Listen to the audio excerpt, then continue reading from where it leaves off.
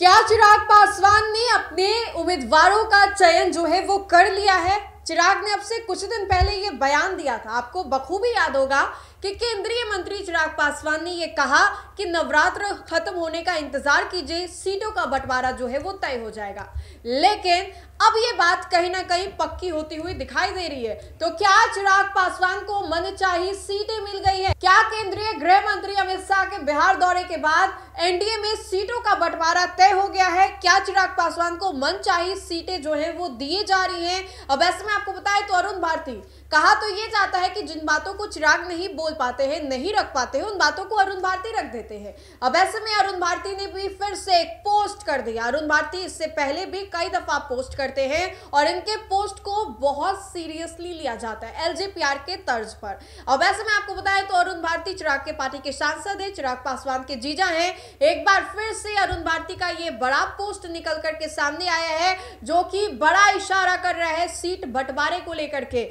एक 2 लाइन का ये पोस्ट है, बिल्कुल 2 लाइन का ये पोस्ट है। इस पोस्ट में कम से कम शब्दों का उपयोग किया जा गया है और अक्सर ये कहा भी जाता है ना कि आप कम बोलिए लेकिन असरदार बोलिए, कम ही शब्दों को, बातों को रखिए, लेकिन भारी वजन, भारी भरकम होना चाहिए। अरुण भारती ने भी 2 लाइन का इस पोस्ट में अपनी बातों को जिक्र किया है, लेकिन इस बात में काफी ज्यादा वजन है। आप इस पोस्ट को अभी हमारे स्क्रीन पर देख रहे होंगे, अरुण भारती का ये पोस्ट, जिसमें अरुण भारती ने लिखा है कि जहां कार्यकर्ताओं की भावनाएं वहीं हमारी संभावनाएं। दोबारा से मैं दोहरा रही हूं, जहां कार्यकर्ताओं की भावनाएं वही हमारी संभावनाएं। यानी कि कार्यकर्ता जो चाह रहे हैं, कार्यकर्ता जहां चाह रहे हैं, वहां पर चिराग पासवान जो है वो चुनाव लड़ सकते हैं। चिराग पासवान अपने उम्मीदवार को वहां उतार सकते हैं।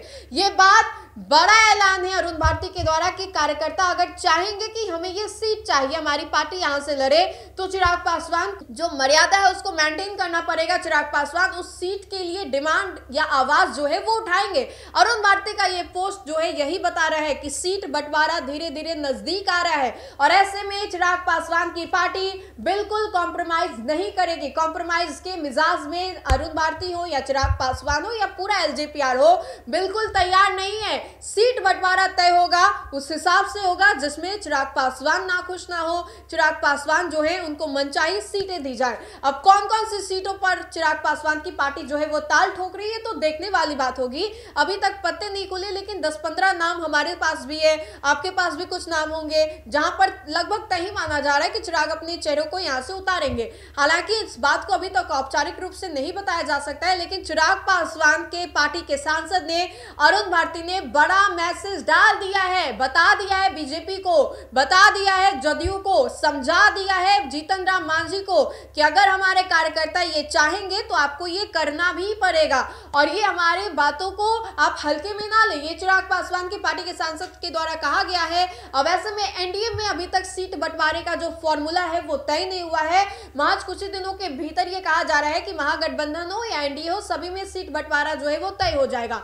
अब इसी कड़ी में अमित शाह भी अभी कुछ दिन पहले बिहार दौरे पर आए थे। अमित शाह के जाने के बाद बीजेपी काफी ज्यादा सक्रिय हो गई। बीजेपी ने अपने उन सभी नेताओं का जो सूची है वो भी जारी किया, दिलीप जायसवाल से लेकर के सम्राट चौधरी और कई बड़े चेहरे जो है वो इस सूची में शामिल थे। तो कहा यह जा रहा है कि बीजेपी को मूल मंत्र देकर के अमित शाह चले गए, लेकिन अब सीट बंटवारे का वक्त आ गया है। सीट बंटवारे में कोई कॉम्प्रोमाइजेशन नहीं होगा। अरुण भारती ने यह बड़ा मैसेज डाल दिया है, कह दिया है कि एलजेपीआर को कोई कम ना आके और अगर हमारे कार्यकर्ता ये चाहते हैं तो पार्टी उसके लिए काम करेगी, पार्टी वो सीट को लेना चाहेगी। और इसी को लेकर के अरुण भारती का ये बड़ा पोस्ट निकल करके सामने आया है। तो आप कमेंट के माध्यम से जरूर बताएं कि अरुण भारती जो पोस्ट कर रहे हैं क्या वो सीटों को लेकर के है, और अगर है तो चिराग पासवान को कितनी सीटें जो है इस बार के बिहार विधानसभा चुनाव में मिलनी चाहिए, ये आप कमेंट के माध्यम से जरूर बताएं। तो अगर आपको ये वीडियो अच्छा लगे तो लाइक करें, हमारे चैनल को सब्सक्राइब करें और इस वीडियो को आप ज्यादा से ज्यादा लोगों तक पहुंचाने का काम करें। बहुत बहुत शुक्रिया।